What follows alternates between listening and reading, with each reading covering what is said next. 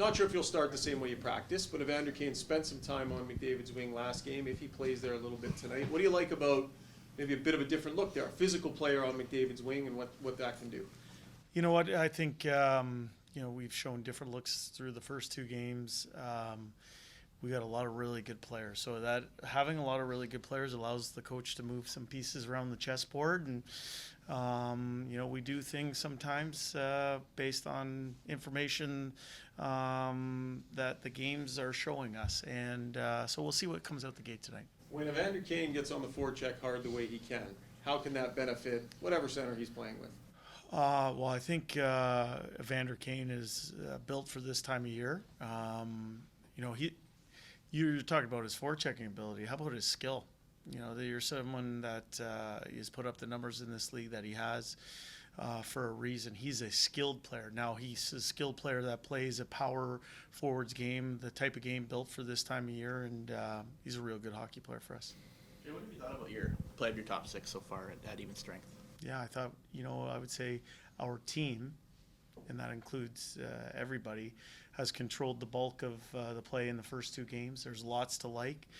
We said after game one, there was a lot of that game that we really wanted to build upon, but at the same time we were aware that moral victories didn't mean anything. I thought we made some adjustments in the second game, and we found a way to win. But just like after game one, we don't overweight anything.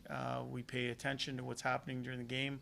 We make small adjustments and try and be the best that we can for here coming into the opposition's building here tonight. What would you say about a team that you guys are used to scoring? You got 3 of the league's top 8 scorers. All this stuff. Yeah. You guys score goals all year long, and here we are 2 games in, and goals are hard to come by. You're winning, you're playing well, but it's a different vibe. How do you tame the mature, isn't it? Isn't it mature? Don't you think?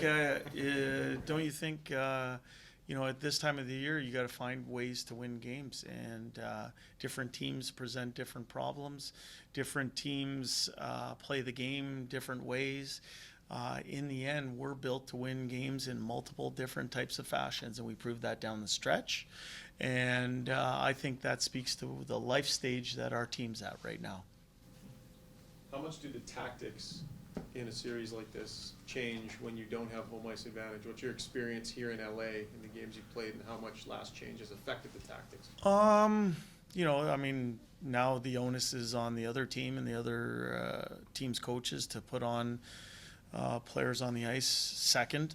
So we'll see what their thought process is on that. But I've said this here over the last little while that we have numerous good players. So we feel comfortable with any players on the ice. We don't shield anybody. We don't protect people. We just go out and we do what we do and try and bring our game to the opposition and make them react to us.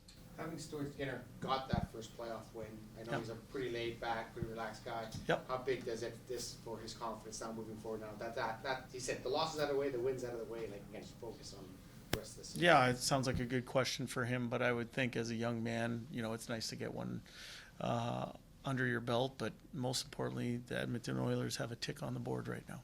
How do you decide which center to cycle through the other pair of wingers? Oh, the thing that we're blessed with, Ryan, here in Edmonton is we got about 9 guys that can play in the middle. Jay, Vincent Desharnais has played about half a season before the playoffs. What gave you the confidence to give him this role in the postseason through 2 games? Like, what have you seen from him that allowed you to feel confident about him when he's on the ice? Well, did you watch our team play down the stretch? He's a big reason. I think that everyone's talking about, what is it, January 11th or January 14th or whatever. I see these things, and, Vincent came to our team. I think the first time he took a warm-up was in this building. And then the team played really well down the stretch. He's earned that. He's carved out a niche in our organization on this team, and he's got his feet wet through 2 games. He's had some good moments and some moments where he can be better in. In the end, he's a big part of what we have going on here in Edmonton. Jay, you always talk about how you have to earn your confidence at this level in the National Hockey League.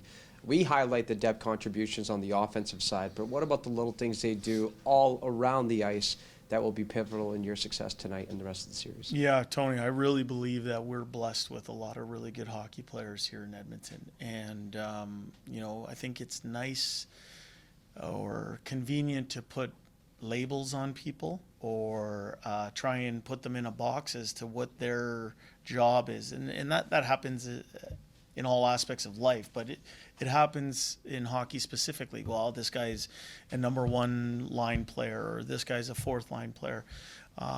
In Edmonton, we look at it like we have a lot of really good hockey players, and when you have a lot of really good hockey players, it lends to a lot of options and it lends to some flexibility. We have lots of really good hockey players. All of them are valued, whether somebody plays 6 minutes, 16 minutes, or 26 minutes. Their contribution is very much appreciated by their teammates and their coaching staff. Have you been pleased with your team's willingness to play in straight lines and be aggressive 5-on-5? And do you potentially expect it to result in maybe a few more power play opportunities moving forward? Well, you know what? I try and worry about the things that are within our control. I think there's some situations that we can do better. And in the end, I think that our team's controlled the bulk of the play. We like where our team game is at, but the series is at 1-1. We have a huge challenge before us versus a tough team in their building. We better be ready to start immediately, right off the bat, to make sure that we're asserting our game on them and not the other way around. Power plays are 10-4. Do you feel like in LA's favor? Do you feel like that is an accurate reflection of how the series has been played out? I wasn't aware of that number, no.